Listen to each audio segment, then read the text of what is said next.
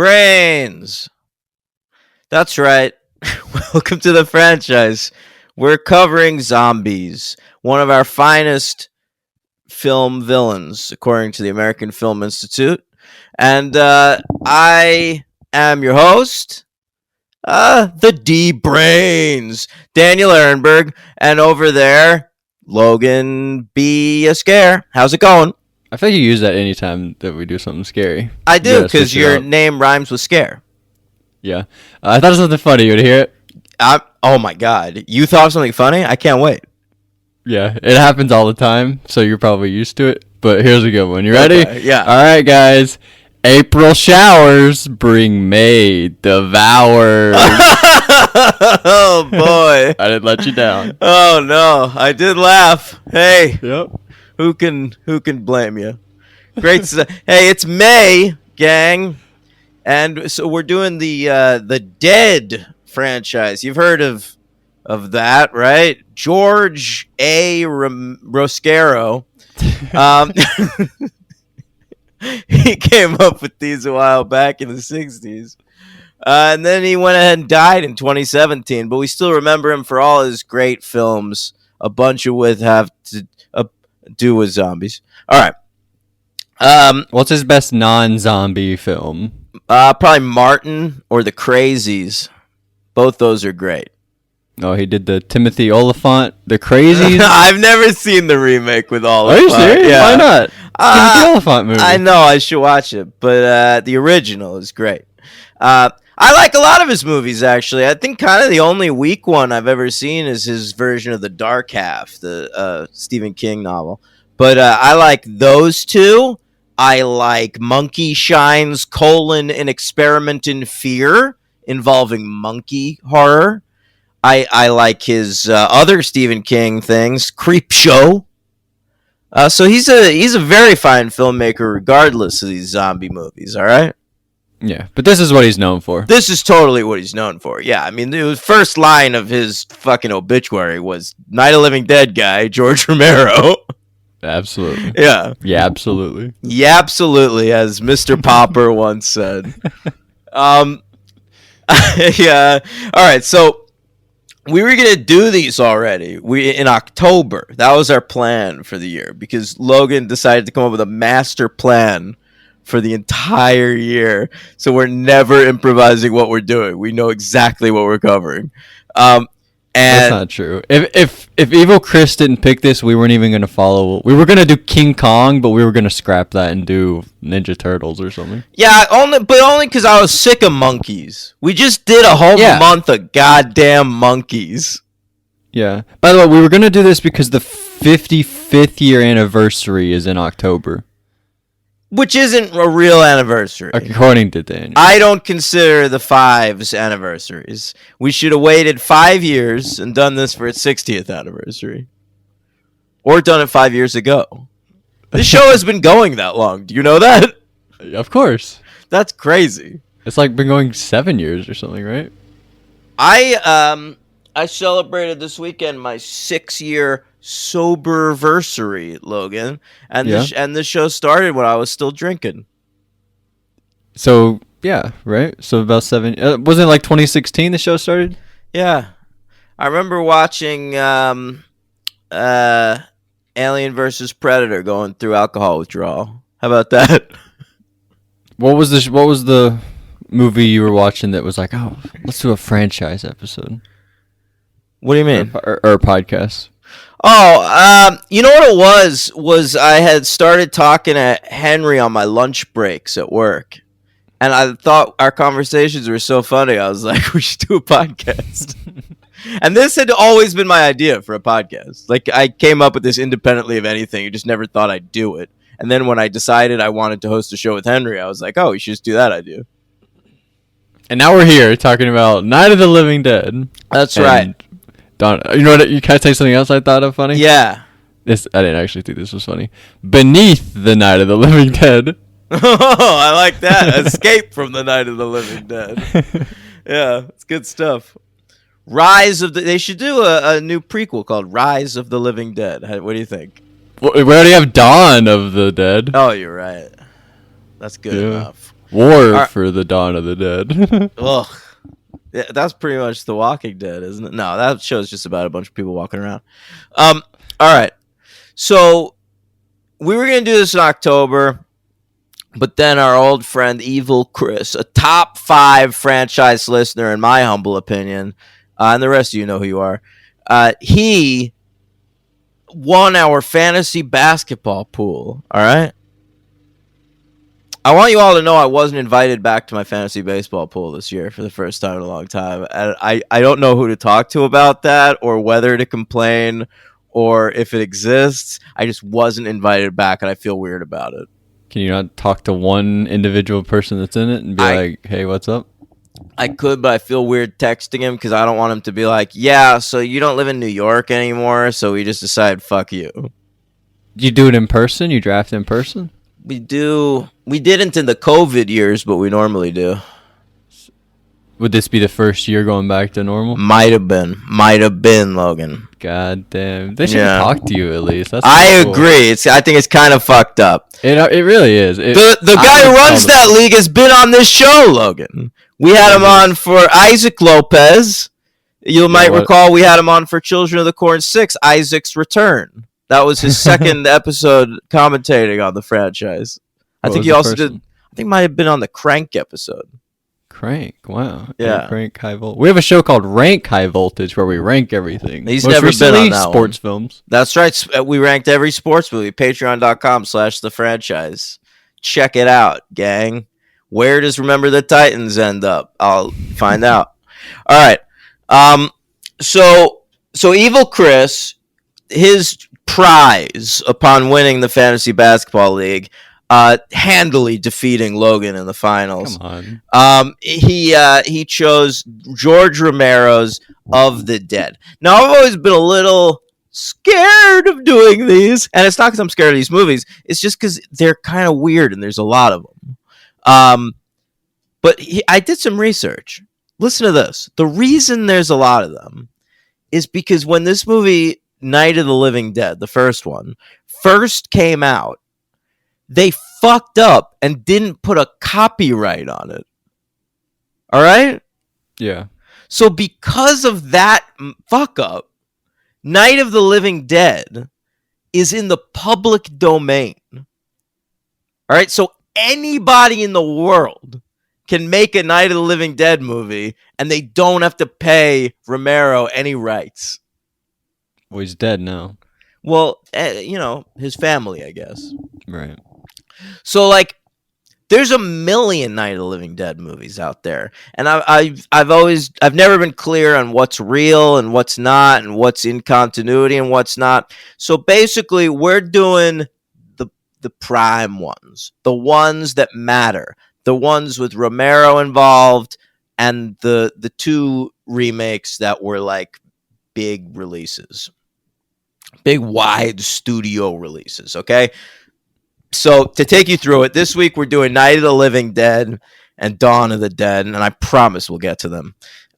Next week, Day of the Dead and the Night of the Living Dead remake by Tom Savini. Then the following week, Dawn of the Dead remake by Zachy Boy Snyder and Land of the Dead. And then finally closing out with Romero's final 2 films, Diary of the Dead and Survival of the Dead. All right? So he leaves and then comes back. Well, he originally wanted to, it was a trilogy. He did one in the 60s, one in the 70s, one in the 80s, and then he kind of like tapped out. But then after Dawn of the Dead, the Zack Snyder one was such a big hit, it was like, well, I could probably get some of these made. Like, I haven't been able to get a movie made in a while. I could get these made. Mm-hmm. So he went back to zombies. All right. Cool. Yeah. I can't wait. Yeah, looking forward to that. All right, so let's start it here with Night of the Living Dead from back in the late 60s. You have this fella, George A. Romero. He was a New York kid. His dad was a director of commercials, okay? and he decides I'll go into the family biz. He's kind of a nepo baby that way. Yeah. All right. Yeah, absolutely. George Romero, nepo baby. You've heard it here first. So he makes commercials and industrial films with a company he sets up with two pals, including a fellow by the name of John Russo, who ends up getting a screenwriting credit on Night of the Living Dead. And they're also making short films for Mr. Rogers' Neighborhood. All right? That's cool. I've never really seen that show. Well, it was a big thing when I was a little baby boy, Logan. I watched so much Mr. Rogers' Neighborhood. This might have been the first George Romero piece I ever watched, was Mr. Rogers' Neighborhood. Yeah, that's nice. He directed a short of Mr. Rogers getting a tonsillectomy. So if you remember seeing that, George Romero directed it. All right? Yeah. So he likes horror films. He decides I could break into the film industry. All I gotta do is come up with something kind of kooky. That's what people seem to like, kookiness. All right? And you could probably make those on the cheap. All right, so he comes up with an idea for a movie called Monster Flick. That's what it's called. It's like Dance Flick, the Wayans Brothers movie. And it's about teenage aliens who befriend human teens. Okay? It's sort of like that Ninja Turtles episode, Teenagers from Dimension X. If you remember that. All right. So then he gets a second draft going to that one. Well, first he pitches that to his friends, right? And the two guys who run that commercial company with him, team up with another commercial company, and the 10 of them all put in like $600 or something to try and get this movie made. And so, but they need to refine the script. The second idea, he uses the aliens again, but this time the aliens eat human flesh. All right? Mm-hmm. And then he's like, yo, but we can get the budget even more scaled down, where it's like, if the recently dead wake up and eat human flesh, right? Because then we don't even have to do all kinds of crazy makeup on them. They could just be like humans eating makeup. I mean, yeah, right? Eating that makeup. Eating that makeup. Mm-hmm. And so he claims, he says he ripped off I Am Legend for this one, which is understandable. The Richard Matheson novel, they kind of turn into vampires in that, but it is like dudes eating human flesh. I think what his big idea though was like, let's catch it right at the beginning, because I Am Legend starts, there's already like one man left on the planet. You know, Will Smith, if you've seen the new one. Yes. Yeah. Or the Omega Man, Charlton Heston. Isn't it Charlton Heston? Yes. Yeah. All right. So the title of this script was Night of the Flesh Eaters. That was going to be the title. What if they kept that, Logan? You think it would have been Dawn of the Eaters? Yeah, I guess it would have been. Day of the Eaters. This is way, way, way better. I agree. Night of the Living Dead's a fucking great title. Listen how smooth it goes off the tongue. Night of the Living Dead. It feels like it should always have existed. Like Shakespeare wrote this. Yeah. Yeah. Night of the Living Dead. Yeah, bro. All right, so it finally it gets released, credited to George A. Romero, writer director, and John Russo as co-writer. They later had a falling out, of course, and you ever hear of those movies, Return of the Living Dead? Sure. That was Russo in the 80s, was like, let me cash in on this shit. You know, Night of the Living Dead's in the public domain. I'll make like, what if I made sequels to Night of the Living Dead? Yeah, how are those? I've only seen the first one, but it's kind of great. Wow, but we're not doing that? No, we're not going to do those. We'll do those another time, because it has a All bunch right. of sequels of its own. Maybe I'll watch it. Oh, we're doing that sometime. Yeah. Okay. But this version, Night of the Living Dead, comes out October 1st, 1968 in the theaters. Debuted down in Pennsylvania, where it was also shot. And the final budget for it was $125,000. I think about $100,000 for filming, and then 25 for post production. And it ended up making $30 million at the box right? office. What a big hit! It was I think you consider the biggest profiting horror film of all time. Until Paranormal Activity. No, probably until Blair Witch. Oh wow. Yeah. And it's well remembered to this day. People love it. Yeah, the AFI. I said they put it on the villains list, but it was only nominated for that. It actually didn't make it, but they did. Let's hear the AFI theme, by the way. AFI. Wow, I think that's my favorite theme. It's the best one. Yeah, bar none. Yeah. Should we? I think somebody brought this up. Oh, maybe it was Tim. Should we do a bracket one time of all of his theme songs?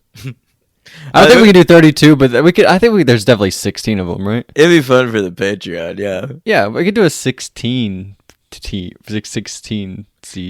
Yeah, tournament. I agree. All right, but number one, if it's not AFI, I don't know what it is.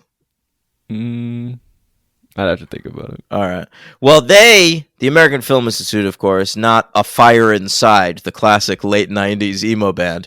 The American Film Institute claims that this is the number 93 most thrilling film ever made. All right. So that's nothing to sneeze at. I don't know about that. Rush isn't on the list, but this is number 93. I was more thrilled watching Rush. Well, there's no accounting for taste. I mean, I like Rush, all right, but like what? Ron Howard's making more thrilling films than George Romero? In what universe? Kind of. Ugh. In this universe. All right, so I watched this on HBO Max. I think People's Choice Awards, by the way. I think that might be my if it's not the AFI, that's a good one. It's just so lazily singing it. It's so funny. Yeah, the inclusion of Fitbit. It's really amazing. All right. So, where'd you watch this, Logan? What do you mean? Well, I said I watched it on HBO Max. Where'd you watch this? I own the Blu-ray copy for Night of the Living Dead. Wow. Yes, not for Dawn of the Dead though. Had you ever seen it? Never saw it. I know this movie. I know everything about it basically. But no, never saw it. You know everything about it. I mean, I know the whole. I mean, I know every like. Did you know all the stuff I just said in the preamble?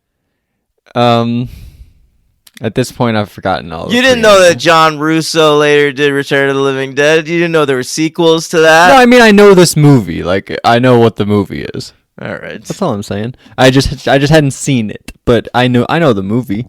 Listen to this guy. You asked me a fucking question. I'm answering the question. You're judging me. I am judging you. All right, but that's how I saw it. I have the Blu-ray copy. Okay. Well, I watched it on HBO Max. Did yours say this was made with funding from the from the Museum of Modern Art and George Lucas? Maybe. Mine did. That kind of blew my mind. I guess I feel like it might have said that. The restoration of it was funded by George Lucas and I really like those zombie movies, George. I just wish they looked a little cleaner. Maybe you should take the guns out of it and replace them with walkie-talkies. All right. George, wow. So, let's get into it, Logan. It's a black and white picture. Shot kind of film noir. It's, I think when I was a kid, I remember this movie being grainy as fuck, but I guess like they've restored it so much that like now it looks like beautiful. Anyway, you got Johnny and Barbara. You think those are our main characters, but don't even worry about it. Johnny's going to be dead in like 2 seconds. And I'm okay with that. I hate dudes named Johnny. Lame name. Really? If your name's John, just call yourself John.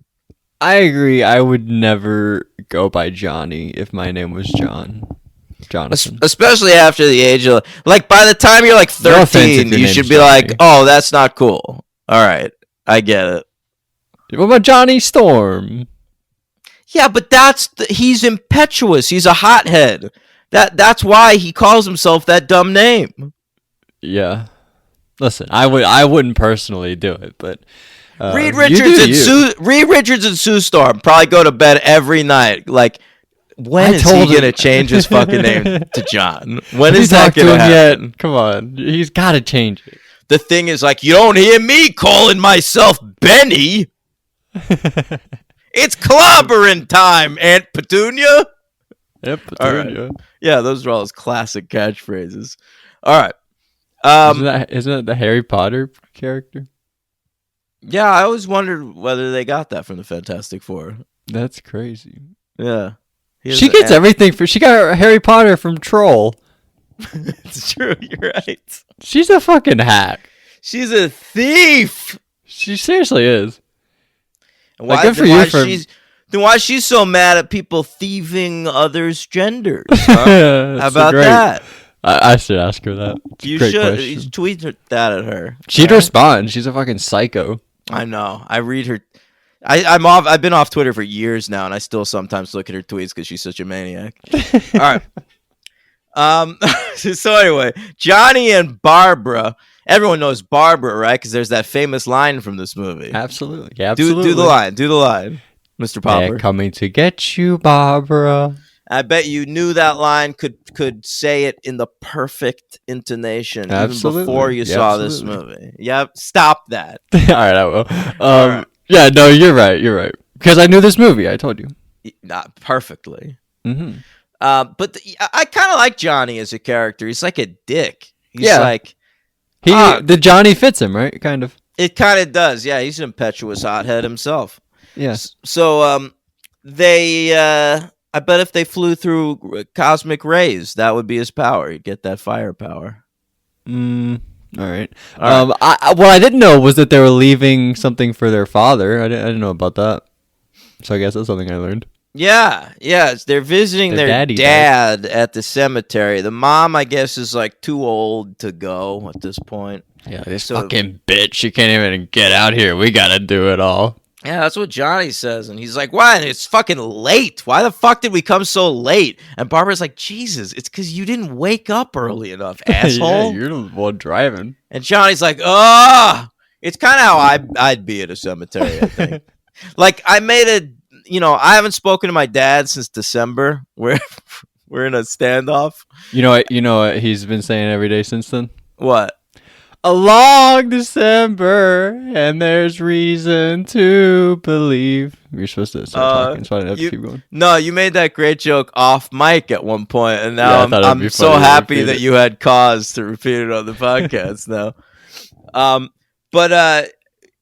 He before this standoff, I made a deal with him once that I'd go visit his grave twice every year Wow. after he dies, Yeah. and that's how I twice a year. Yeah, I would fucking hate it. Eventually, it would go down to one time a year, and I'd complain the entire time. I'd be like, "Come on, I didn't see this guy this much when he was alive." Well, you wouldn't have to drive there, luckily. No, someone would drive me. But I'd have Right, my own right. Barbara. Yep. Wait, is she driving? No, he's driving, right? I don't remember who's well, driving. I assume he's driving. It's 1968, and he's a man. Yeah, you wouldn't let her behind the wheel of a car. Yeah, why would you do that? She's cuckoo for Cocoa Puffs. By the way, she Me is. too, by the way. I haven't had Cocoa Puffs in a long time, but big fan. Cocoa Puffs are great. I'm not. It looks like you're eating dog food. I don't care. If you give me some more. Listen, Barbara is the LVP of this movie. Oh, really? I can't stand this lady. She's all right at the beginning here with Johnny, but then like the second Johnny gets killed by a zomboy, she immediately goes catatonic, and she's like useless for the entire rest of the movie. She's Like, in shock. What? Get over it. This is all like it's that one night. It's the night of the living dead. He died. He's like, But the whole thing's everyone like in else 6 is- hours. Everyone else is being helpful. This lady, she's like Nobody else's is- brother just died. Ben tries everything. Like, let me talk to her on her level. Let's calm down a little bit. Let me yell at her. Maybe she needs a task. He's cool, right? Let me punch her in the face for a love second. Ben. Maybe she needs a little tough love. She Wait, doesn't who are we respond talking to anything. Ben. Who's Ben? His name, the guy Dwayne? What? Who's Ben? Wait, which one's Ben? The main guy. His name's Dwayne? The black man? Yeah. Yeah, his name's Dwayne for sure. I don't know where you got Ben from. I'm not sure where I got Ben from either. Can I tell you why I know his name's Dwayne? Wait, you motherfucker. You almost got me. The actor's name is Dwayne. Dwayne Jones. The character's name is Ben. Are you serious? I just looked it up. I double checked myself. You got me scared. I thought the character's name was Dwayne Jones. But that's a Walking Dead reference. Do you know that? Or I guess the Walking Dead does a Night of the Living Dead reference. Who's Dwayne? There's character Dwayne Jones. Do you remember Morgan? Lenny James? Yeah. His character's name is Morgan Jones, and he had a son named Dwayne Jones. Wow. And he's like the one black... Well, no, he's the first black character. The first one, yeah. Yeah, eventually there's a bunch. Yeah. So Sasha. let's name them all. T-Dog. Let's not. Tyrese. Michonne. Oh, that's a good one. I don't know. I'm out. I'm out too. All right. All right. Hey, did you hear the other Walking Dead thing in this?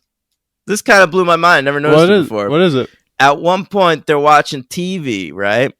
And they bring out a doctor to like explain what's going on. And do you know what the doctor's name was? Shane. No. It was Dr. Grimes. Really? Like Rick Grimes. I didn't pick up on that. Carl! Wow. Yeah. We'll talk Another about thing, Walking Dead. Hey, you know what we should do when we finish this franchise on the Patreon? Mm-hmm. Let's rank every zombie thing. I thought about that, but I just haven't seen that many. I've seen so many. I know that'd be fun for you, but it'd be like, all right, I've got 148. So let's do that. Find something. 14. I'll rank all those. You rank all the decoms, and then we'll meet back in here. That's one episode. That's one Decoms episode versus zombies. Something you know and something I know. But even still, there, like you've seen some, like even if I put decoms in there, I've only seen like 25 decoms. Well, come up with something you know a lot about. Well, how many zombie things do we even exist? Like I've probably seen. You said like you've seen 25. so many. Yeah, I've seen like all of them. We'll figure it out. All right. At the end, like 30 in Days 3 of weeks? Night, isn't that a thing? No, that's vampires. Like in 3 weeks, you want to do that? Yeah. All right. Give me Maybe some I'll time try and to watch think some. about it. I'll try and watch some zombies. I don't want to watch Zombieland 2 because we'll do that for the episode. Double Tap. Yeah. What about you go watch Scout's Guide to the Zombie I've Apocalypse? seen that. All right, there you go. You got a head there's start. one. All right, so what do we got? It's so Johnny. Wait. Go back to what's her name? What Barbara? She. Yeah. Were you not wondering the whole time? I mean, you've seen this movie, but the whole time, I know she's in shock, but I was thinking that she might have been bitten the whole movie because she's wearing like a big overcoat, and the way she was acting, I know it's like now I know that she was just in shock the whole movie, I guess, but I thought she might have been bitten. And Really, I thought you knew everything about this movie. Well, I was watching it this time, being like, maybe I don't, but turns out I did. So Okay, you know, okay. But I was trying to trick myself. But so I sort of like that element of the movie. I don't know if that's what they're going for, but that's what I was thinking about. I don't know, man. She's just useless, and she reminds me of this drug-addled girl I went to high school with named Nicole. Come on, her brother just died. Johnny? Yeah, Johnny. Yeah, I mean, I was like, God, if only fucking Barbara would have died, and Johnny could have really changed the game in that house, I think. Yeah, he could, because those other people are psychos. Yeah, he would have been a great ally to Ben or To Dwayne, Dwayne as Jones. Logan knows him, That or was so stupid. and our old pal Tom. Isn't that his name, Tom? Tom Savini, he's in the next one. No, Tom the the handsome kid who the actor Yeah. killed him. The actor became a chiropractor. Okay. Yeah, and he killed himself. And then he killed himself, and he wrote a column about chiropracting and put his suicide note in the last one. Are you serious? Yeah, Wait, what do you mean? In the last copy of the book? in his like final column ever In his wait. in like Chiropractic magazine is about They how he's put gonna that kill out? himself. Yeah, That's crazy. I know. Nobody check it beforehand. I think he had already killed himself, so they were like, "Well, I guess as a tribute, we'll throw it." Yeah, I in. know, but that's crazy. I don't feel like that would happen anymore. Maybe it would. What the hell do I know? I don't know. Yeah, it would go viral today, Logan. Much Yeah. like the zombie virus did. Ooh. Yeah. This is the original going viral, am I right? Yeah. Yeah. All right. So, Barbara, she gets into Call her Babs. old Babs. She gets into the car, the funny girl herself, and she goes screaming down. She takes the brake thing off the car. I don't know how to talk about cars because I'd never driven before, but she starts going down that hill, hits a tree, and then gets out and starts running, and she finds this farmhouse, right? That's what Yeah. goes down. And is it at a gas station? I think that's what it is. It's a gas station with like a house behind it, where I guess the proprietors of the gas station lived. Yeah, I guess so. Because later, when they're like, "We're gonna go get some gas," and there's that whole big moment. Yeah, they're really bad at getting the gas. Like, the Oh, plan is horrible, awful from horrible. beginning to end. And you know whose fault it was? Mr. Dwayne Jones, Ben himself. We'll get to it, but that was horrible. Oh, yeah? Put Barbara in charge of that. They're all dead. Yeah, well, Dwayne fucked up too. You're not wrong. I mean, everybody fucked this up. Mm-hmm. So Ben, at first he's like, "Oh, great, a person." He thinks he's like with a normal person. Maybe we could hole up here. Maybe we could fuck or something. And but then like he very quickly is like, "Oh, she's a fucking crazy catatonic moron." So my favorite line here is when he's delivering exposition, because we've got to know what these zombies are. Zombies weren't really a thing. They never say zombies in this movie. No, I know. They were thinking Haitian mythology zombies. That's the first time you hear that word. But this is like its own version of it. So we didn't really understand what the rules were yet. We need Ben to explain a few things to us. Like, hey, they're afraid of fire. I found that out. He says that. Mm-hmm. And it's like, great. I I'm thought glad that you one found part that was pretty out. crazy when he has a couch inside the living room and he's like pouring gas all over the couch and then drags it outside and burns it on the porch. I would not do that. I would be so worried that it would burn the entire house down. Well, listen, But Ben. not Ben. I don't think Ben knows all the fire rules. He did not have, back then it was maybe in segregation times, Logan, they didn't have fire safety classes in the black schools where he's from. How about that? I didn't think about that, but that's a good point. Could be.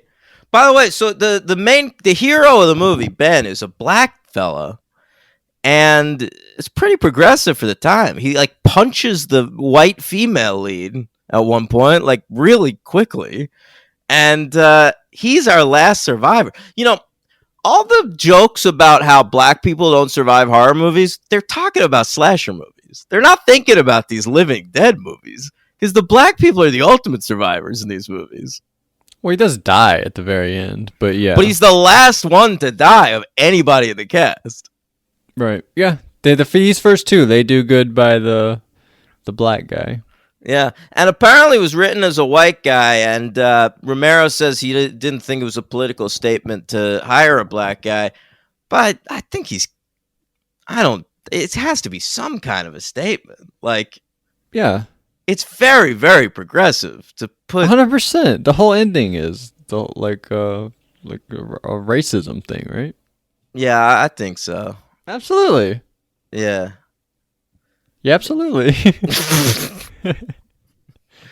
All right, so Ben, this is like a low budget horror movie where they're all in a house. So sometimes they tell you stories about like really cool shit that's going on elsewhere, but you don't see it. You just hear people tell you about it. And that's what happens here with Ben. He's like, oh man, there was this flaming truck and there were like 60 fucking zombies and I ran away. It was fucking baller. No flashbacks. So I'm just going to let you know that. Yeah, this was sort of like the most boring part where he's just like explaining stuff, and then like he turns the TV on, and the TV's explaining stuff, and it's like sort of repeating what it's saying while he's like boarding up the house. I thought that was a little bit the most boring part of the movie. Maybe. Yeah, but then we meet Mr. Cooper. You like Mr. Cooper? No, I think he sucks, but he's interesting. He looks like Rob Corddry. I didn't think about that. What are you thinking about it now? I kind of forgot what he looked like, but a little bit. Okay. All right, so you got do you meet him first, Cooper? Who do we meet? Tom? Do we meet him first? No, I guess you do meet him first. Harry Cooper. He comes upstairs and he's like, "Yo." Oh no, he comes up with the other dude. It's Harry Cooper and Tom, right? Mm-hmm. And Harry Cooper's the Rob Corddry looking guy. Tom is the chiropractor who killed himself. And they're like, "Hey, we've been downstairs this whole time." And they're like, "What the fuck? We've been screaming our asses off. Why haven't you helped us?" And Cooper's like, "Listen, I've got my wife Helen down there. I've got my daughter who's been bitten by a zombie. Or a ghoul, as we often call them in this movie." I love that term, by the way, ghoul. Yeah. It's great. There's one part where they're watching TV. I think they use the word ghoul like 7 times in the space of like 3 sentences. I was losing my mind. Yeah, I know what you're talking about. I love just like how the ghouls look in this movie. They're, like all the shots of them are just so cool. I feel like they look way better in this. They do a way better job in this movie than the next movie. How they just put like chalk on their face or whatever it is. You know, you don't know how it would be in color. That's the thing. Like they have the benefit of black and white in this movie, and so they look really cool. Awesome. I just feel like in Dawn they didn't quite know what to do about the coloration. No, but the effects, the kill effects they rule. That's what's awesome about Dawn of the Dead. Yeah, agreed. Yeah. All right. We'll get into that. Well, what's up with Mr. Cooper's whole thing? Like, why can't you use the cellar as a last resort type of thing? Like, stay in the house, keep a lookout, kill zombies or ghouls if they get close, you know? Like, fortify your home and just use that cellar as, like, if they get in, then we go to the cellar. Why is he just like, let's go to the cellar and let whatever happen? That seems so stupid to me. Maybe I'm some kind of asshole, Logan, because while everyone's arguing with Mr. Cooper in this movie, I gotta say I'm agreeing with everything he's got going on. Crazy. That's so crazy to me. That's the complete opposite way I felt about this entire movie. Listen, his idea is let's just go to the fucking basement. They can't see us there. They can't hear us there. I say you're fortifying this house with all these doors, right? Fuck it. Let them run wild up there. You bring like all that fortifying material, the wood and the nails, down to the basement. What they're doing wrong is they're just covering the basement door with that one plank of wood. I say you'll fortify it through the entire fucking stairwell, all right? So there's no way they can open that door. You pour concrete over that shit, all right? And then you're just down there. Bring whatever you need from upstairs. Food, bedding, supplies, whatever. And then you just fucking hunker down in the basement. I do not want to only play defense in the zombie apocalypse. I do. I absolutely do. I do not. I would feel completely this is all your ideas about the zombie. We know all about the zombie apocalypse because of all those books they sell in fucking Urban Outfitters. You think I've read a book Hot Topic about the zombie apocalypse? No, but I mean, even from years of watching The Walking Dead and shit like that. Like we all know what the zombie apocalypse looks like. That's just how I feel. I don't. I want to be on offense, but with the ability to go on defense if I shit goes never crazy. want to be on offense. If I'm a zombie apocalypse guy, I don't want to see a zombie as long as I live. You know who I'd be? The perfect zombie apocalypse defense mechanism is that third episode of The Last of Us with those two gay fellas. All right, well, I didn't watch them. Well, I'm saying this to the audience. Those guys knew how to survive a zombie apocalypse. They Nobody died, else don't they? does. They lived a nice long life, though. Do they? Yeah, I didn't know that. Sorry. that's okay. I mean, I'm spoiling you, so it doesn't matter. Yeah, I guess so. All right, but I'm with them. I like the basement idea. Anyway, No. so they've got that whole family, the Cooper family. You got Ben and Barbara, and Are they related? Tom, the guy who killed himself, and Mr. Cooper? Or they were just like neighbors or whatever? I just think they ran across each other. I don't even think they were neighbors. Oh yeah, I think they explained it. The at one family point. says they were like driving through, looking for a hotel or something.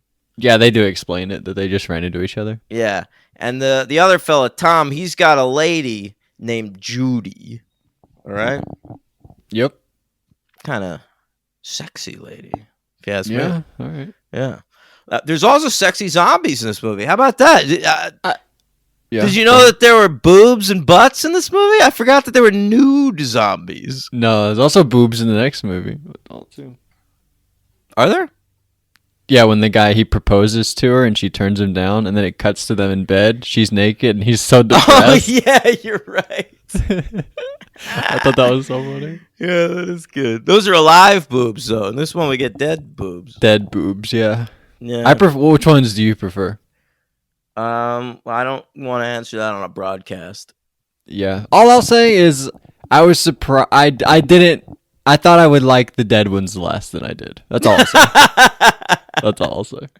I know, but it'd be a forbidden love. Be like Buffy and Angel. Yeah, a little bit. Yeah. All right, so they bust out a TV. They have to play with the rabbit ears, which I liked. You know how old I am, Logan?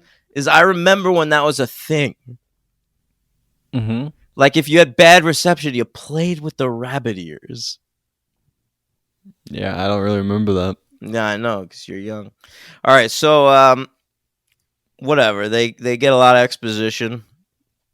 And but there's also an explanation for the zombies involving space. Did you know that was coming?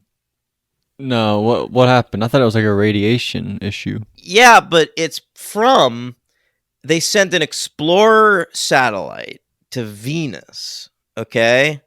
And like when it was orbiting Venus or whatever, it got hit with radiation, and they were scared of the radiation, so they ended up shooting it down.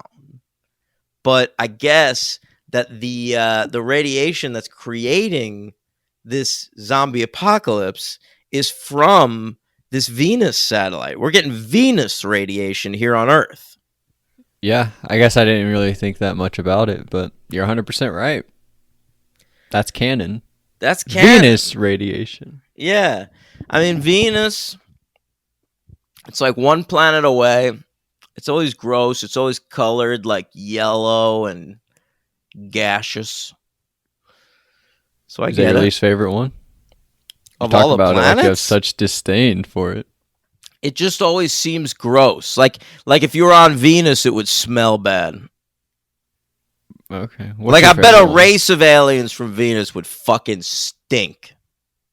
I hate to be like a normie, but my favorite's got to be Saturn with that. It's got that big, beautiful ring around it. Yeah, Looks I like the most ring. planety. Sure. I- You know what I my love favorite is, Logan? What? Your anus. Oh, I should have known that was coming. God damn it. Yeah. Definitely not Earth. I know that much. No, fuck Earth. We're fucking it up daily. We got people over here. No, I like Mars, man. Haven't you ever seen that John Carter? No. Yeah, that got me What- into Mars. What about Attacks? What? Mars Attacks. Oh, yeah, I don't like that one as much. All right. More of a John Carter, man.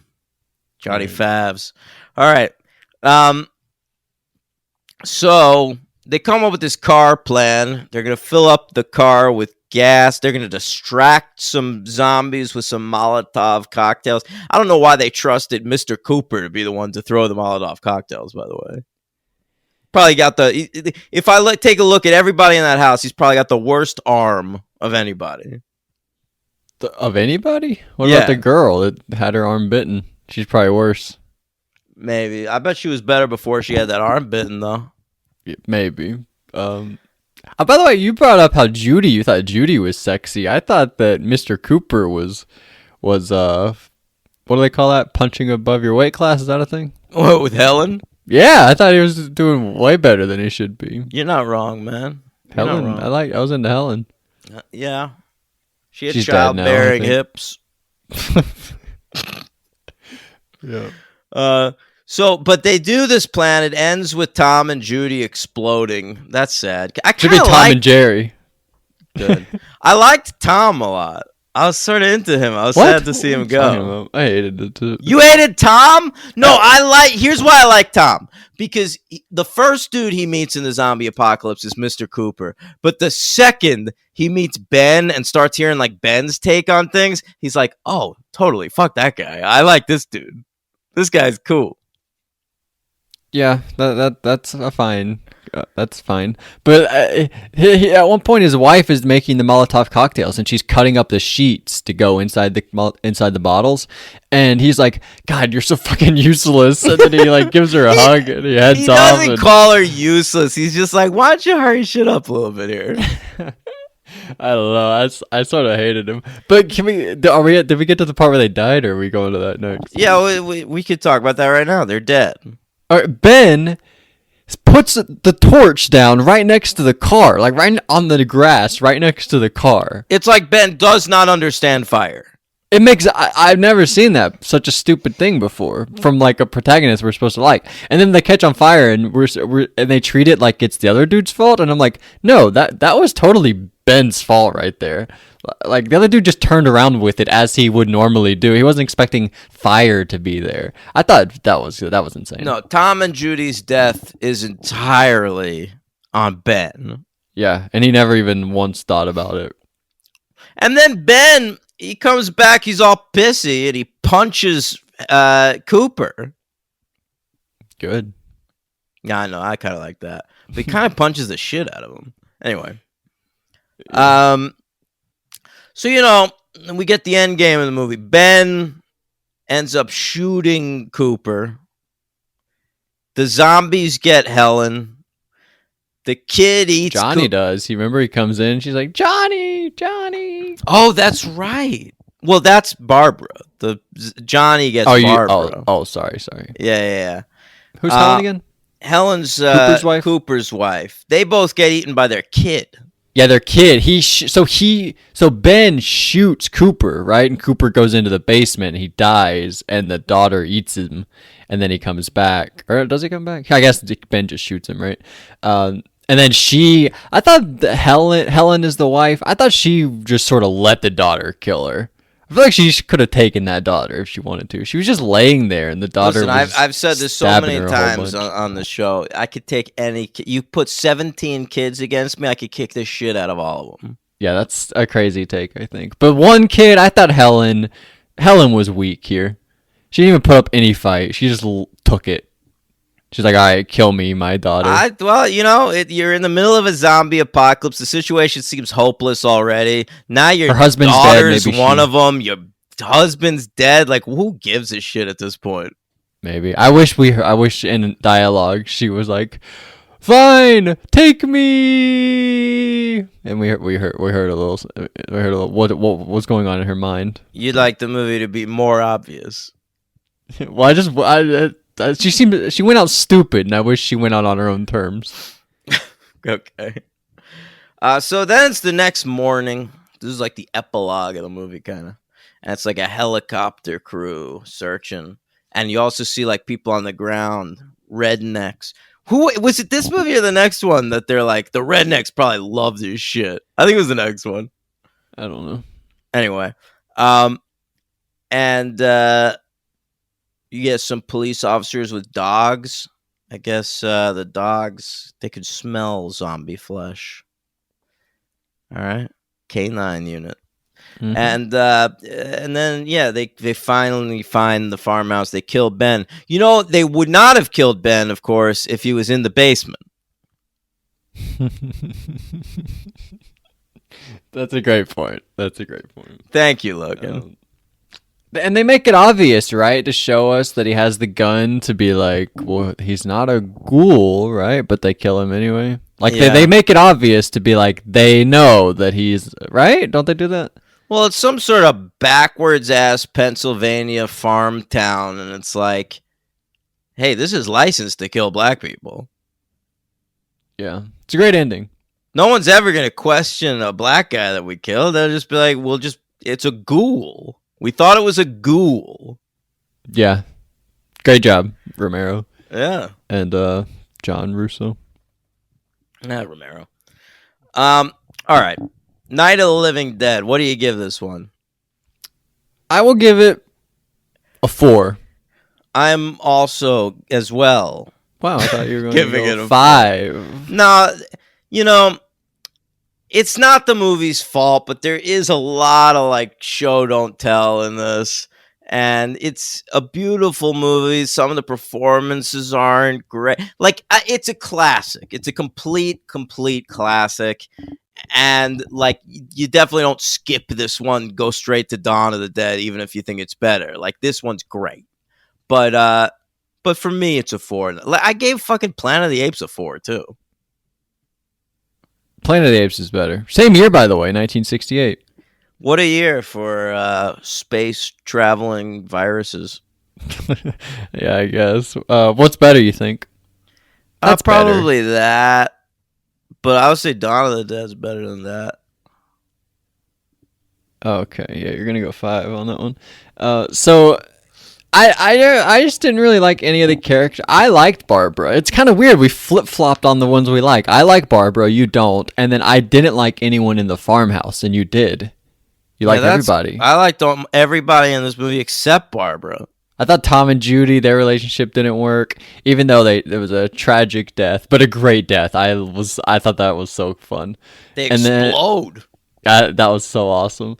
And then I didn't like Mr. Cooper either. I thought his plan was stupid, but you were way on board. But we're both gonna go 4. Yeah, my MVP though is Ben. Yep. Dwayne Jones. I think he's really good. He's the only actor in the entire cast I've ever seen in anything other than this. Some real authority. I would listen to this dude also. Yeah.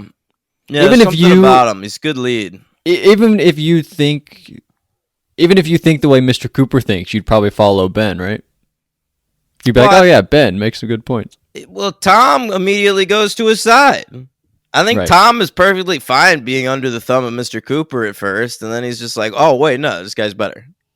But he was fine with it. You agree? You actively agree with the plan. I do. Yeah, but I think you would still flip flop to agree with Ben. You might be He's right. so Ben cool. could convince me, probably. I like that one moment where there's like a what do you call that? Like a box of bullets, and he like slides it from like between his legs when he's just like loading the gun, and you're like, man, that was cool. I like that. But that's my MVP too, Ben. And who's your LVP? I wrote down Mr. Cooper, Mrs. Cooper, Tom, Judy. So everybody there except the girl. I like the girl. By the way, any poster or anything of this movie is that girl, right? Is the Barbara? No, the little girl. Like my Blu-ray copy on the front of it, it's that little girl. And I never realized who that character was, I guess. I guess that's one thing I didn't know was who that little girl was. Most of the covers, I feel like, are just zombies. Like a bunch of zombies. Oh, I mean, yeah, you're probably right. But like most of the Blu-ray or DVD posters for it.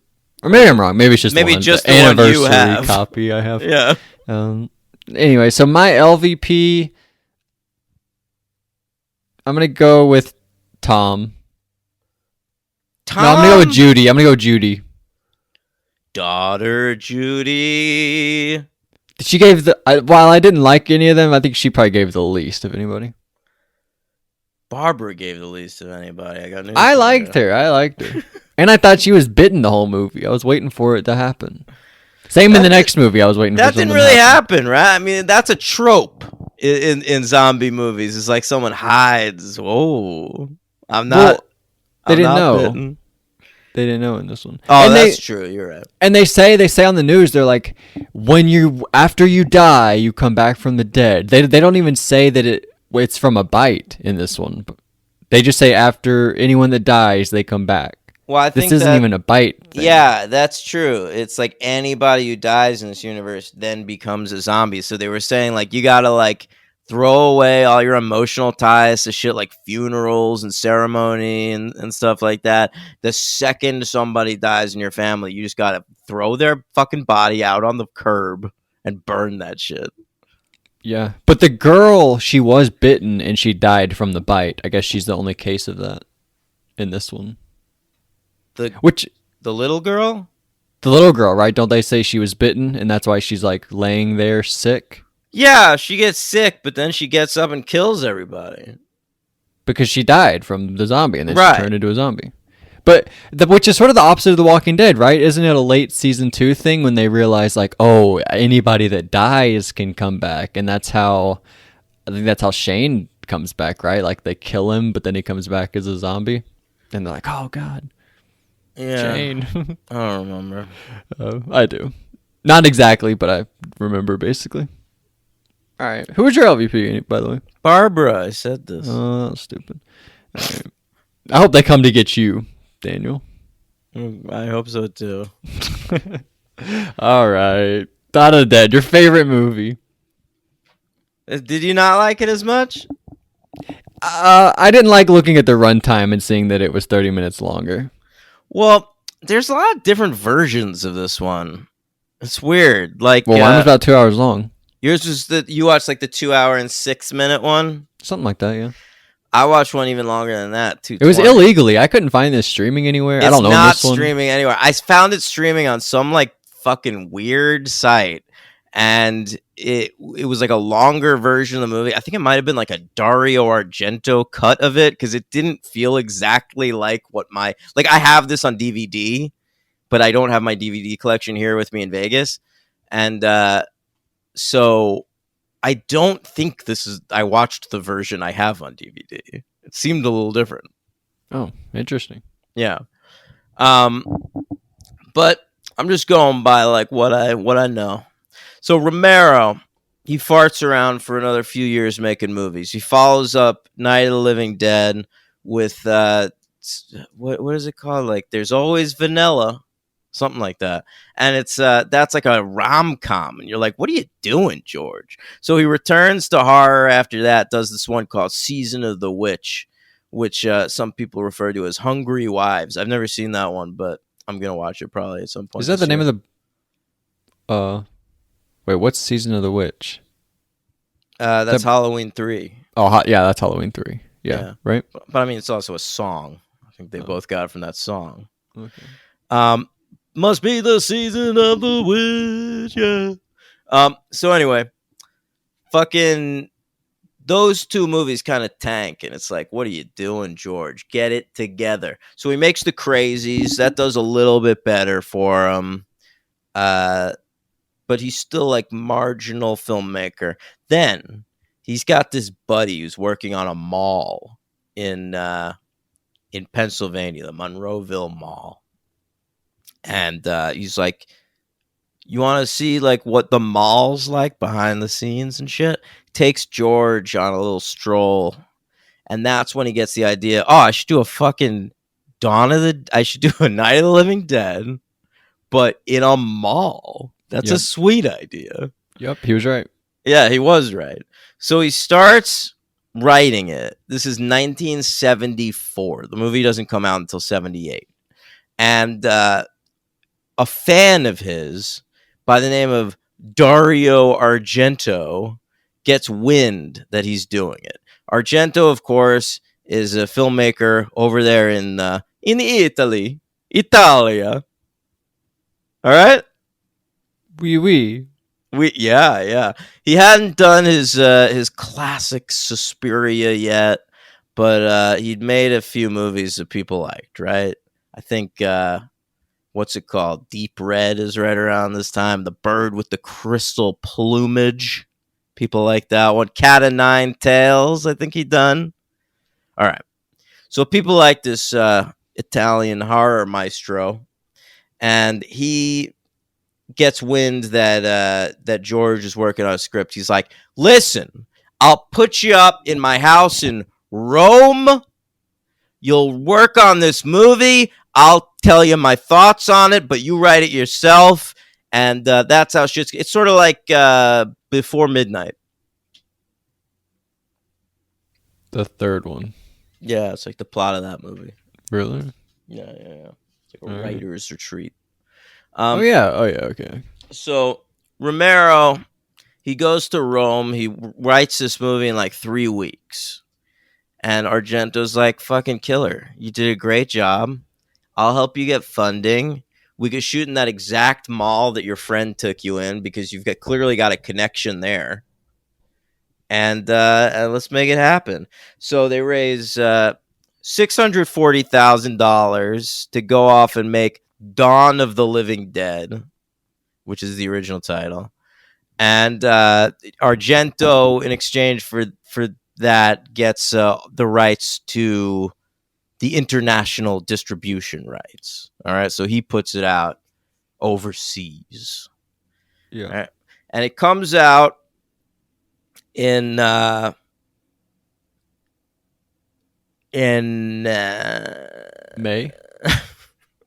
well, in America, yeah, but it came out in Italy first. Argento put out like his version in like September of 1978, and then it came out here in America April 13th, 1979. So there was like a bunch of months where it was like already out in Europe, but we hadn't seen it yet.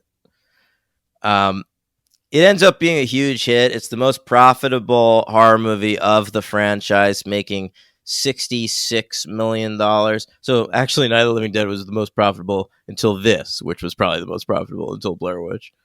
And wait, you just mean most profitable or most like from like ROI, like return on investment? Isn't one? Aren't they the same? Well, not if you do like percentages, like Night of the Living Dead. Like if you do the percentages from like the budget to box office, that's probably way. Well, I guess unless they're a similar budget. Let me ask you a question, Logan. How much stock do you have in GameStop? I don't have any. I don't have any stocks right now. All right. Interesting. Yeah. No. Anyway, so. All right. So and this was bigger than the other Dawn of the Dead. You said this was the biggest in the franchise. It made more money than Night of the Living Dead, yeah. No, than the other Dawn of the Dead? You said this one's bigger. This one's bigger than the other Dawn of the Dead? The Zack Snyder most profitable, sir. I believe Dawn of the Dead, Zack Snyder might have made more money. Oh, maybe that's what you meant earlier, and I wasn't listening. I'm sorry. It would be easier show to do if you listen to me. I know. I do listen. Maybe I misheard the word. Okay. Hey, I looked up the Zachy Boy one, and that cost $26 million, made $102 million. So that's pretty profitable. Pretty profitable, yeah. Yeah, we'll get to it. All right, we'll talk about Academy Award winning Sarah Polley starring in Dawn of the Dead. I forgot about that. Yeah, and the kid from Air Bud. So many classic actors in that. Ty Burrell. That's right. Fucking Phil Dunphy. Yep, Ving Rhames. I kept waiting. I guess we'll get into this, but I was waiting. I was like, all right, when are they going to do the roof communicating? When's the woman going to have her zombie baby? I was waiting for like all the different check marks, and they didn't get to any of them. The people that hate the Zack Snyder remake hate it because of a lot of those changes. But I happened to mention recently to my girlfriend that I like that movie. It's like the only Zack Snyder movie I like, and she was like, "Oh, the zombie baby." She got all mad about that. Really? Yeah, I like that. Is she Zack Snyder? That's the one Zack Snyder she doesn't like. No, no, she's just a real Romero purist. Wow, I didn't know this about her. Yeah, Does she like Zack Snyder though? I don't think so. Oh, you never talked to her about Zack Snyder. That hasn't come up yet. I mean, she listens to the podcast, so I Before mean, before you ask her to get married, you better have the Snyder conversation. come on, I don't want to marry somebody who's way into Zack Snyder. that would be rough. What if you married somebody and then, like, on your honeymoon, they were like, "Let's watch Sucker Punch." Yeah, I honestly don't know what I would do. I don't know. I've never seen it, so I guess I would watch it and give it a chance. All right, but what if they were like, "Let's watch 300"? I've never seen that either. So So wait, why are you talking so much shit about Zack Snyder? it's just like the vibe. It's a bad vibe. He's like the superhero Eli Roth. Well, I mean, he did the same shit as Eli Roth until he started making superhero shit, He's like the more successful Eli Roth, I guess. I guess. But Eli Roth will always be the bear Jew, and that's why I love him. Yeah, whatever. All right, Dawn of the Dead, your favorite movie. You're What do you love about it? anti-Semitic for not liking Eli Roth. He's the bear Jew. All right. Is he Jewish in real life? Yes, of course. I guess Tarantino wouldn't cast a non-Jewish person to be the bear Jew. That's I not mean, it does sound like something Tarantino would do, but I don't think he did in this case. cool. Right. All right. Dawn of the Dead. Let's talk about it. It's like, it's weird because this movie's got like a real 70s aesthetic because that's when it was made, but it only takes place like seemingly like a couple months after the original, right? Yeah. Well, I kind of would have thought less. Maybe even less. Yeah. The zombie apocalypse is definitely in its early stages here. Yeah, you could have told me like it could happen. This is like like 2-3 days later. Yeah. But they were like, fuck it. It's not a period piece. We're not going to make this seem like it was the 60s. We'll just like do it modern day. It starts out in the radio station or news station or whatever, and that would be the first place to know. So if they're finding out about it right now, wouldn't that be You're very right. soon afterwards? Yeah. And they're still broadcasting and shit. Yeah, right. Yeah, everyone's freaking out, and I love that section because in the first movie they watch TV and it's listing all of like the stations, like for people in this zip code, go here, like these are the safe spaces for humans, Mm-hmm. and but in this one, like they're freaking out, like that's been destroyed. And it's like, but we can't just not list the things. That's why people are watching. It's fucking fascinating. Yeah, I liked it too. Yeah, I love that stuff. All right, and then it's like we're following around. Oh, well, we meet our characters, right? Like there's 4 main characters in the movie. Right. And over at the news station, we meet what is everyone's name in this movie? Francine is the woman. Steven is her boyfriend. Francine is Steven. All right. They're over there at the TV Their girlfriend, station. boyfriend. Their girlfriend, boyfriend. We later find out she's pregs. Yep. And I was waiting for that zombie baby. And then at a certain point, I sort of realized, like, she's very thin. I feel like she's not going to have a baby. She's not far enough along to produce a zombie baby. I believe also Jewish, by the way, this actress. Oh, wow, Francine. Yeah. I liked her. I thought she was really good. She's really good. Yeah, she's my favorite. Well, I don't know. Really, the best performance in the movie is Ken Foree. Is he Peter? He's the black fella. I liked Peter the most. I would rank them. I think Peter's my favorite. Roger the least favorite of the 4, and then I would go. I think Francine and then Steven. I'd go Who are all these Peter, people? Francine, Peter's Steven, Roger. the Peter, Francine, Steven, Roger. Roger is the other SWAT guy. I His think buddy I'd that he put has to kill. Roger. I think I'd put Roger ahead of Steven, but otherwise I'm with you. I like when Steven, spoiler alert, turns into a zombie and he comes out of that elevator. No, and that's he's- baller. That's a completely baller scene. But I like Roger when he's got a nice back and forth with. They do a good job. Like, I felt it when he. I had to feel kill like him. Francine and Steven don't have much chemistry, whereas Roger and Peter seem like they've been friends for a long time. I agree with that. I agree with that 100%. Yeah. Yep. Okay. So we've got Francine and Steven at the news station. Francine and Steven? Francine and Steven, yep, and then Jesus Peter Christ. Peter and Roger are pals. Peter and Roger pals. Peter's is giant black fella. He's like 6'5", played by Ken Foree, who's the only actor from this movie to like go on to stuff. My generation, of course, knows him as Keenan's dad from Keenan and Kel. Wow, that's very fun. Yeah, and and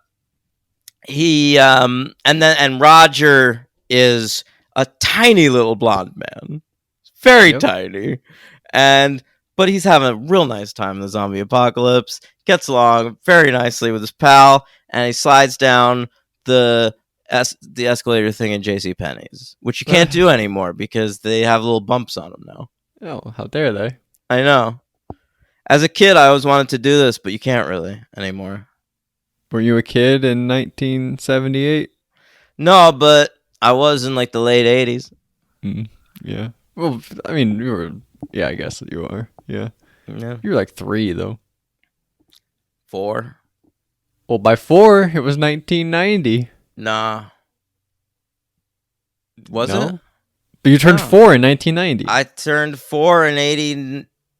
What? You turned 1 in 87. You turned 2 in 88. You turned 3 in 89, and then you yeah. turned 4 in 90. Oh, you're right, dude.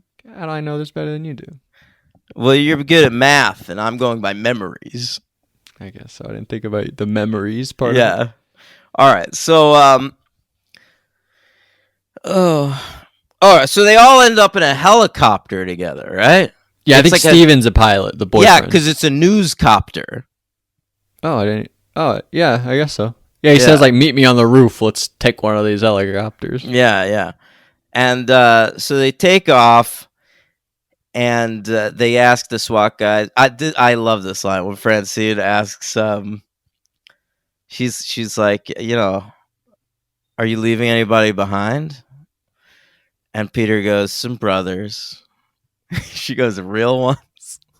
I don't even think that I picked up on that. He might have just been talking about his pals, his brothers. That's funny. Yeah. That's very funny. All right, keep going. All right, so they end up at a mall. They see a mall. They're like, holy shit, there's got to be a lot of supplies there, right? It's a mall. Absolutely. Yeah, absolutely. I'll stop. Malls have become such a trope in zombie shit too. Like there was an entire episode set at a mall in Last of Us. Have you played the game, the Dead Rising video games? I've never played it, but I'm aware of it. I don't know which ones are the mall or if they all are, but I've played them. They're pretty fun. Yeah. All right. So they land on the roof of the mall. They get in there. There's a bunch of zombies in the mall, but they're like spread apart. They're like, a mall's a big space, a lot of surface area. You can get between these zombies, kill the ones you need to. And I like that in this movie, zombies, they say they instinctually go to the mall because, quote, this is an important place in their lives. Like, as a human, you're a consumer. That's mostly what you do. And so the mall is the most important place in your life. So you instinctively go there when you're dead because you're driven by eating brains, Logan. You're still just a consumer. Yeah, I guess that doesn't make a lot of sense. But they do sort of say like they sort of think how they thought beforehand, right? They sort of do explain that. Yeah. I think it's kind of brilliant, man. Really? But they don't really show any other instances of that. Well, it's just a metaphor, dude. Like Night of the Living I Dead. understand. Night of the Living Dead is like a spooky horror movie. It's got like social commentary in it, but I feel like the point of this one is social commentary. It's about capitalism, and it's more of a comedy. Yeah, I don't disagree with you. Yeah. Like I was gonna say something and I forgot. Okay. So sorry. Give me 1 second. Do you like the part with like Are they too human? Do you like the part when they climb the ladder at the end? The zombies? Yeah. Well, they can't really get up there that fast. But he sends her up the ladder, and then he's like, "Oh no, they're taking over!" And then they start climbing the ladder and escaping, like they pull themselves up. And I've never seen zombies like that human-like before. I feel like. Well, in 28 But this Days is the very Later, you beginning. kind of do. Really? Well, they're running and shit, right? That's 28 weeks later. Oh, I don't know. I think days later they're pretty slow, unless I'm dumb. I think they run in both of them. No, they definitely do in weeks. Look, I'm not that worried about stuff like that. Like people pointing out like inconsistencies with the zombies and all that. Like No, some of them I'm not. shuffles. I just laughed at it. I just thought it was funny. All right, yeah. I like that stuff doesn't bother me whatsoever. Zombies can be Yeah. whatever they want to be. Yeah, Like, they're not real. whatever's coolest Or are in the scene, I'm good with.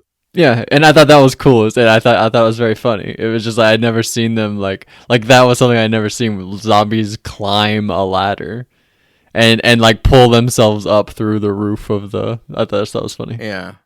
So I love the scene where they decide they're going to turn the electricity on in the mall and it'll distract the zombies because then like music comes on, the escalators start working, and it causes so much great havoc. Like even the one who's like in the little fountain, like the lights in the fountain go on and it gets confused. Mm-hmm. I love all that shit. The doors start opening and closing, like the And the doors start playing over the speakers. Is it a Doors song? No. That's funny. So that's great. At first, I feel like they're handling this so perfectly, and it's like, yes, just stay in the fucking mall forever. That's a great idea. All right. Although this turns out to be pretty soundly refuted by later events in the film. So they go to the J.C. Penney's department store. And that's brilliant too, because the escalators in the department stores take you from the first floor to the second floor, so you don't have to go out there with the zombies. Right? Yeah, I agree. There's so much smart shit in this movie. And they're smoking cigarettes. Oh, I like the part earlier in the movie with the cigarettes where a dude asks them if they have cigarettes and they say no, and then you immediately see them in the helicopter. They're all smoking cigarettes. yeah, I noticed that too. By the way, you skipped something earlier. The the little kid zombies. Yeah. I loved that. I loved that part. I think those are the only kids that we see in the movie. They're zombies. They were somebody's kids. I think they might have been like Argento's kids or something. Really? I obviously didn't know that. But I like to think he killed them and he didn't even know that they were zombies. Yeah, like fuck, get off my leg. Yeah, he didn't even know. Oh, they're Tom Savini's kids, by the way, the guy who does the makeup. Right. Yeah. And he's an actor in this one. And he later directs the Night of the Living Dead remake. Oh, that's familiar. Mm-hmm. Okay. All right, so Well, like, can I tell you about like how once saw this thing about this movie about like how they made it and stuff, and the way they do like the gunshots in this movie is they put a quarter on the actors' heads, and then they put like a little pad over it. I don't know what's on the thing, but they tie a string to the quarter or something to the quarter, and they yank the quarter off the pad, so the quarter leaves like a perfect like gunshot wound looking thing, and they have red shit inside of it. So Jesus, that's how they do the gunshots is that like a cheap way of doing squibs? Well, I guess yeah, you have to have all of them on the head. Squibs are easier on the body. I mean, wouldn't that leave you with like a little mark for a few days though? I guess they didn't care. I don't know. I wasn't there, but that's what I saw a long time ago. You weren't there? I don't know how. No, I wasn't, believe it or not. But there's one great head explosion though, early on in the movie. Which one? I don't know. It's like I think the SWAT team. I think it's when the SWAT team's like breaking in. That SWAT team sequence is brutal, man. I didn't really understand what was going on at first. They were killing like normal people, right? Yeah, it was like a project. It was project housing, and the people in the building warrant getting rid of their dead. Like by now it's become like law, like you have to get rid of your fucking dead because they turn into zombies. And they weren't doing that. They were protecting their dead and not leaving the housing complex. And so the SWAT team like came in, like firebombed the whole thing. Yeah. That was cool. And I think it's there that we saw like a great it's like a big head explosion. You didn't notice that? I'm sure I did at the time. Yeah, I'm sure you know it. It's pretty famous because when I saw it, I was like, "Oh, I've seen this before." I'm sure if you look at the famous. Had you never seen this one either? No, I've only seen the Zack Snyder Dawn of the Dead. Holy shit! That's the other one I've seen. Yep. Wow. Yep. All right, this is big stuff. And I only knew that one and this one. I don't know what any of the other ones are about. Like Day, you don't know like the premise of that? No, zero idea. All right, I'm excited to talk about that next week. Yep. All right, so she reveals she's pregnant, even though she's been smoking the entire movie. Great cat. They're all they're all hanging out, eating cheese and crackers, drinking whiskey. The two SWAT guys throwing that whiskey bottle back and forth to each other was making me so nervous. I mean, you don't have an unlimited supply of whiskey. Why not? Because they've got whatever's in the mall. Probably kind of unlimited. It's a lot, but it's not unlimited. If you're Are you going to go through that though? In a zombie apocalypse?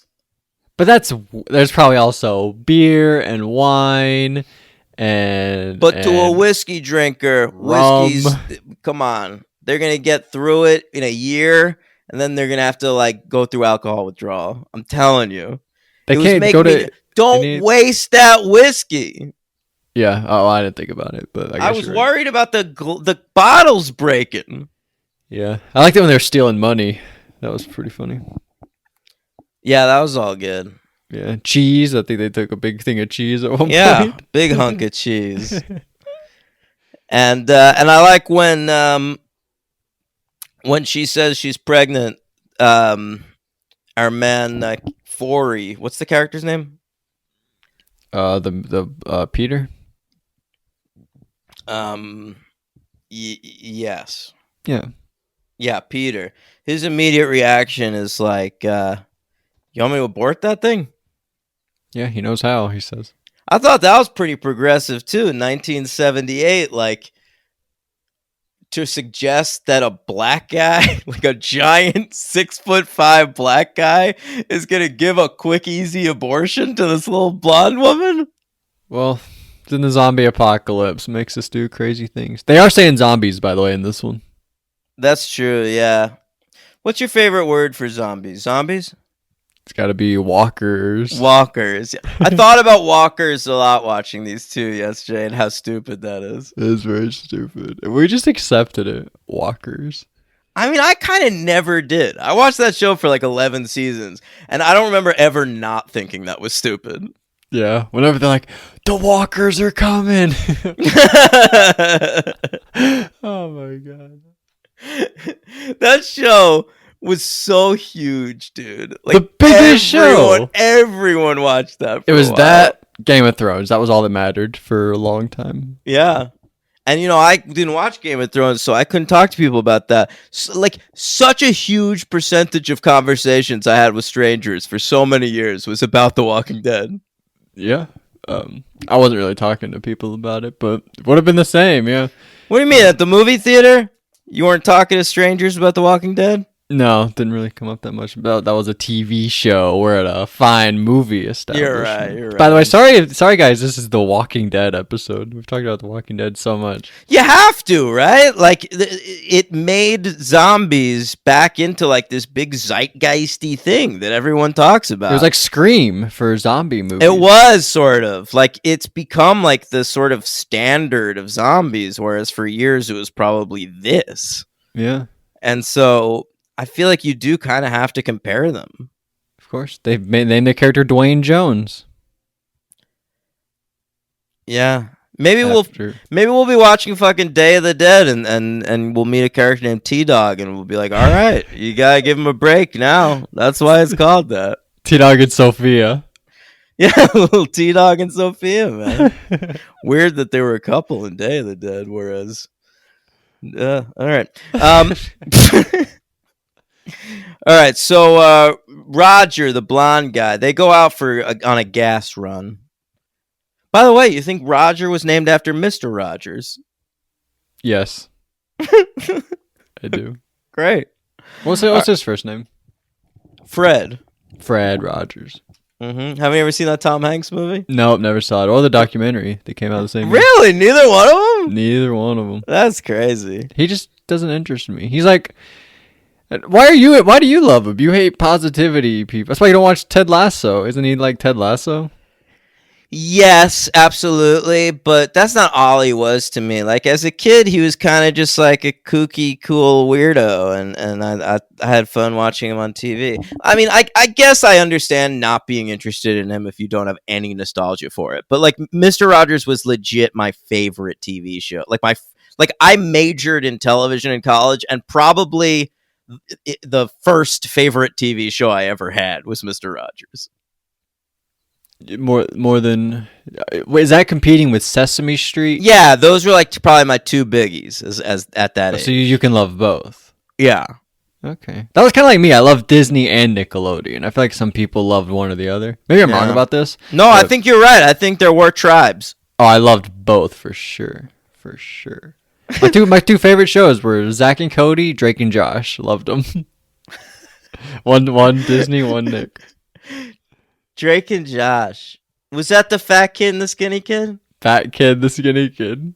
And now one is in the new Oppenheimer, and one is like hiding from the feds. That's the skinny one. But reverse of what you think, right? Yeah, now the fat one's successful. Because the fat one became skinny. Right, that's right. I watched him on every episode, of course, of ABC's John Stamos sitcom. Yeah, they're Grandfathered. Pals. Absolutely, they're buddies. He was also in an episode of Fuller House. He had a kid that played with John Stamos, like one of the like maybe they had a kid, maybe they have a kid because Becky wants a new baby. I don't remember what happened. Well, they probably had such a great time working on Grandfathered together that Johnny Boy was like, "Let me bring this pal in." Yeah, they're good. They're good buddies. Into the Full House cinematic universe. Yeah, there should be a cinematic universe. What would be the first one you do? I think the most interesting character now is Kimmy Gibbler. Yeah, I was actually gonna say that. I love Kimmy Gibbler. I think Kimmy Gibbler rules. And Kimmy Gibbler has kind of a funny brother. You know her brother's name? No. Jimmy Gibbler. Oh, I was gonna say Skinny Gibbler. No, Jimmy Gibbler. And he, can I spoil something for you? Yeah. Marries Stephanie, or at least they're what? Yep. That's outrageous. Stephanie and Jimmy Gibbler love each other. Oh my god! And Stephanie used to hate Kimmy Gibbler. Yep, it's very cute. Wow. I sort of like the relationship. I think it's pretty fun. Damn, man! Did I drop Fuller House too quick? No, I think you're good. Okay, good. I think you're okay. That's a relief. Yeah. All right, so Blonde Roger, on the gas run doesn't go well for him, right? Nope. Because first he kind of goes insane. He like loses his mind on the run. He starts like laughing and freaking out, and then he gets eaten. So like neither of those two things are good. Yeah, I would rank eating worse than the freaking out part, but both not good, not ideal. This dude sort of reminded me of like John Tesh, but tiny. All right, I don't really know who that is. You don't? I think one time you like sort of explained him, but I still don't remember. Oh, I think I did because he's referenced in the first episode of Buffy. Oh yes, with what's his name? Who? Cordelia? No, Sex Lies and Videotape. Oh no, that you're combined. It's the same conversation, but you're combining two different questions. Yeah, with Christian Slater. No. Wait, who? From Sex Lies and Videotape? Peter Gallagher? No. Come on, the James Spader. James Spader. Right, because they think James Spader's really hot, and they think John Tesh is the devil. Yes, absolutely. Yes. Yeah. Okay. So they come back. Now they're 3. I feel bad for Peter. Peter. Yes, God, you're terrible with I'm Peter. bad at character names in this movie. Peter, To me, spoiler they're alert, my it's MVP. like the girl, the white guy, the black guy, and the little blonde guy. That's how I think of them. It's like the couple and then the black friend, the white friend. That's sort of how I remembered it. Okay. I didn't really know their names until afterward, kind of, until I looked up their IMDb too. Yeah, bro. So I feel bad for him after this because now he's got to hang out with this fucking couple. Yep. Ugh. That's a brutal way to spend the apocalypse. I mean, you can understand why Shane lost it so much on Walking Dead. Like, it's the apocalypse. Well, Rick's he's got to gone watch, for like, the first part of it. Yeah, he's you're not right. watching anything. And he's getting a piece of that Lori. Yeah, absolutely. But that's why he's so pissed when he comes back. Oh my god, you're totally right. Shane! That's why season 2 fucking rules, D-Train. Season 2 is the best season of The Walking Dead. Let me know, guys. Hit me up on Twitter at LoganBAdare. Let me know, is season 2 of Walking Dead better than any other season? Too much on that farm, man. Nope, love it. Not enough time. We discussed this. The best Walking Dead is when they're all split up trying to get to Terminus. Yeah. He says season 5 or 6 is the best season. 5, I think. I say 2. All right. So Dale, remember Dale? They killed Dale. Yeah, who gives a shit? I liked Dale. I liked him. Everyone in that season's got like white hair. Yeah, Andrea, Amy, Carol. What's that old guy? Oh, you mean actually white hair? I thought they have blonde hair, I guess. No. Who? Herschel, right. That's what I was thinking of. Yeah. Come on, you can't say the best Walking Dead's pre-Michonne. What? I don't really like Michonne that much. What? I mean, she was okay for a second, but then it's like, oh, you're having a kid, and now we're doing like flash forwards where we're got a family, and I was out of there by then. I think you saw some of that stuff. I don't think so. I think I can send you some screenshots where they're at a picnic and a flash forward. You'd be like, oh yeah, I've seen it. Maybe. Yep. All right. So I like Peter's explanation for the zombies. He says like my grandfather was into voodoo. I don't love that. That was like a trope around this time. Like every black character like had to have somebody into voodoo. Yeah, you ever see you definitely have in Child's Play. He goes to visit some guy and he's like, "You know the thing, you can take it out of me." And he's like some black voodoo guy and it's like, "What? This part sucks." Yeah, totally. That's the worst part of Child's Play. Yeah. Certainly not the peddler. I love that guy. But he says like my grandfather, his explanation was he always said like someday there's gonna be no more room in hell and the dead will walk the earth. I love that. It's silly because obviously like, you know, there's no such thing as hell, but there's also no such thing as like radiation from Venus. And there's something very poetic about that, I think. All right, I didn't really care one way or the other. I was just like, all right, that's the explanation. That's fine.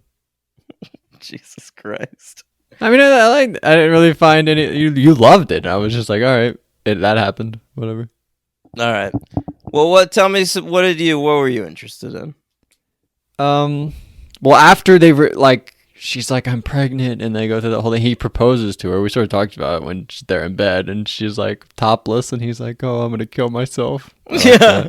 Anytime where like someone's by a naked woman, but they are depressed, that's very funny to me. That's just one of my favorite things. That's why you liked Cha Cha Real Smooth so much. Does that happen there? Oh no, actually he's sort of like, all right, that was some weird sex, fine. Oh, his little girlfriend that he visits sometimes? Yeah. All right. Come on. You hate that movie so much. There was no reason to bring that up just now. Well, I thought there was, but I was wrong. Come on. I like when he plays tennis on the roof. Yeah, Peter. You said that in your Letterboxd review. You were really into that. Well, I like all the sort of yeah. That was my review. I like all the ways they like found to like keep themselves busy. I like when they're like ice skating and shit. Oh, anytime in the ice, is it ice rink? Is that what you call it? Ice rink, yeah.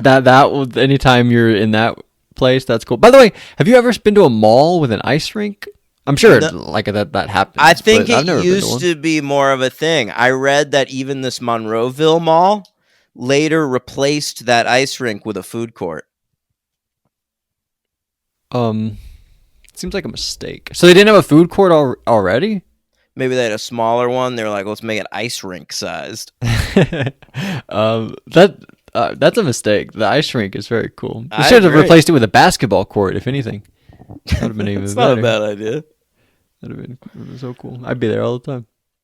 Yeah, but you can't really. Well, whatever. Anyway, yeah, I liked at the very end when you see the zombies sort of like take over the mall, and they show like some shots of them over the closing credits, and one of them is just like zombies slip sliding on ice. I don't think I noticed that. Really, it was awesome. No, I don't think I got that. Oh. I don't know. The bikers. Do you like the bikers?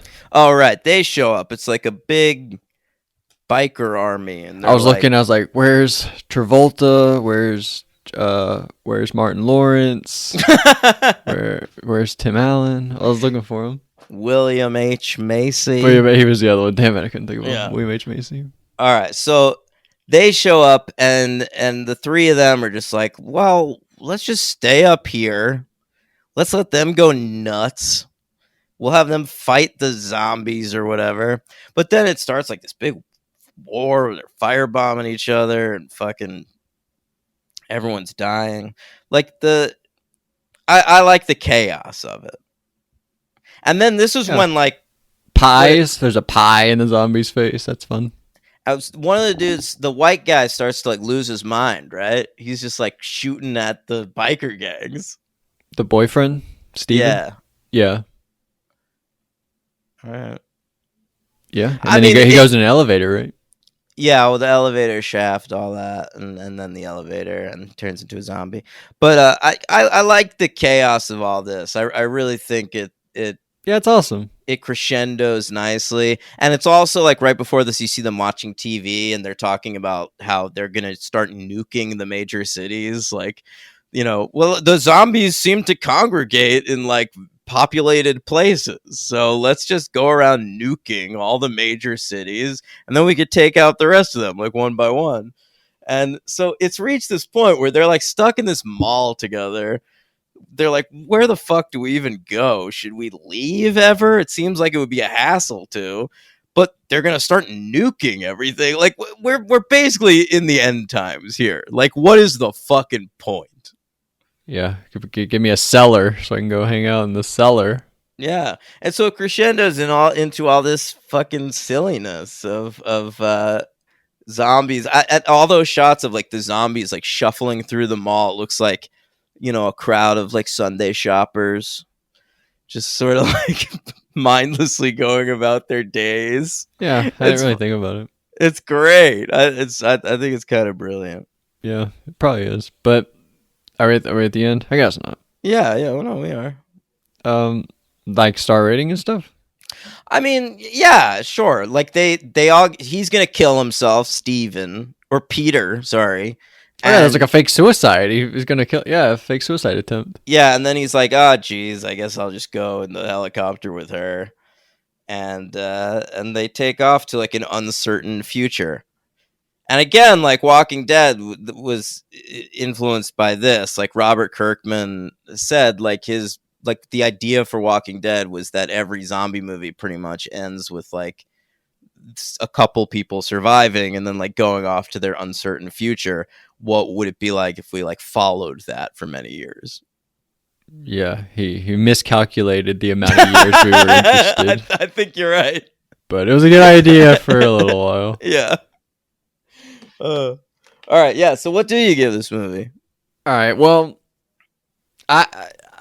maybe I will give it a 5 one day. Maybe I'll watch it and everything about like the meta commentary and stuff. Everything will click and I'll be like, oh, this is genius and stuff. But I'm gonna give it a 4. I really liked it. I thought it was a little too long to me. I hate complaining about length on this because then I listen back and I'm like, God, I'm so annoying complaining about the length. But it is a problem that I have sometimes with certain movies. And this one, I thought it took I thought the opening was great, and I think that some of the SWAT stuff I just didn't really understand what was happening. But now I get it. I guess you explained it to me. I do. I feel like it could benefit from maybe like 2 or 3 more characters. It'd make the length go by faster because you'd have more variety of people to hang out with. Yeah, and then we kill that one like 3/4 of the way through. Yeah. Yeah, maybe you're right about that. It should be more action packed, like World War Z. Am I right? Yeah, definitely. That's the way to go. But I'm gonna go 4. I really liked it. Maybe I'll give it a 5 one day. But for now, I'm gonna go 4. For me, it's a 5. This is, the Godfather Part 2 of zombie things. By the way, upcoming we're in this month, May. We're gonna rank all the Part 2s. Oh, like yeah. all the movie sequels that are second in the franchise. So this will be on there, and it'll be very high apparently on Daniel's list. It will. Yeah, this will probably be my top 10, gang. Wow. So check that out. that'll be exciting. Patreon.com/the franchise. Who's your MVP in this one?